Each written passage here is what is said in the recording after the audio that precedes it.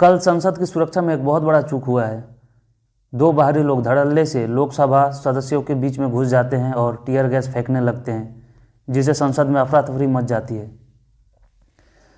संसद को किसी भी देश का सबसे सुरक्षित स्थान माना जाता है, क्योंकि देश को चलाने वाले लोग यानी वीआईपी लोग यहीं पर बैठते हैं और देश के सभी मुद्दों पर डिस्कशन करते हैं।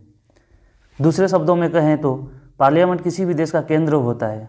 देश के विभिन्न हिस्सों से लोग अपने मनपसंद व्यक्ति को चुनकर संसद में भेजते हैं, ताकि वे देश के सामने उन लोगों के हक की बात रख सके और इन्हीं चुने हुए सदस्यों में से किसी एक व्यक्ति को देश का प्रधानमंत्री चुना जाता है। इसी पार्लियामेंट में बैठकर ये लोग देश के लिए पॉलिसीज और कानून बनाते हैं। ऐसे में संसद पर इस तरह का हमला होना देश और दुनिया को एक बहुत गलत मैसेज देता है और सुरक्षा की दृष्टि से देश का एक कमज़ोर छवि भी पेश करता है।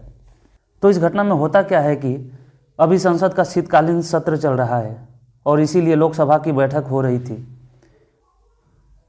लोकसभा के कार्यवाही के दौरान ही दो लोग संसद के सदस्यों के बीच में घुस जाते हैं और उनके टेबल पर चढ़ के अपने जूते से आंसू गैस के गोले निकालकर बीच सदन में फेंक देते हैं, जिससे संसद धुआं धुआं हो जाता है और अफरा तफरी मच जाती है।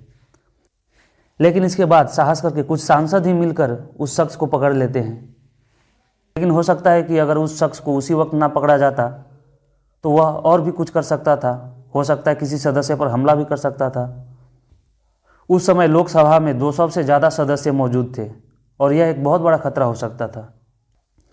इस घटना से पहले सुबह को ही और एक घटना होती है। लोकसभा की बैठक होने से पहले ही संसद के बाहर दो और लोगों को पकड़ा जाता है। ये लोग कुछ नारेबाजी कर रहे थे और गैस के गोले फेंक रहे थे। अब आप लोगों के मन में यह सवाल आएगा कि ये लोग संसद में घुसे कैसे। तो यह व्यवस्था है कि संसद की कार्यवाही देखने के लिए कुछ लोगों को संसद पास दिया जाता है और ये लोग संसद के अंदर बने दर्शक दीर्घा में बैठकर संसद की कार्यवाही देखते हैं। बताया यह जा रहा है कि इनके ग्रुप में 6 लोग थे, मगर 2 लोगों को ही पास मिल पाता है। लेकिन सवाल यह है कि क्या संसद के भवन में घुसने से पहले इनकी तलाशी नहीं ली गई थी।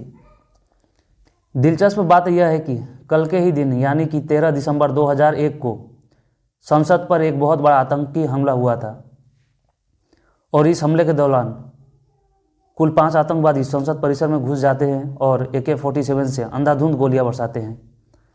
इसमें दिल्ली पुलिस के 5 जवानों सहित कुल 9 लोगों की मौत हो जाती है और अंत में बहुत मशक्कत के बाद इन 5 आतंकवादियों को मार गिराया जाता है। और इससे भी ज़्यादा चिंता वाली बात यह है कि खालिस्तानी आतंकवादी पन्नू ने पहले ही संसद पर हमले की धमकी दी थी और कल के ही डेट का मेंशन किया था।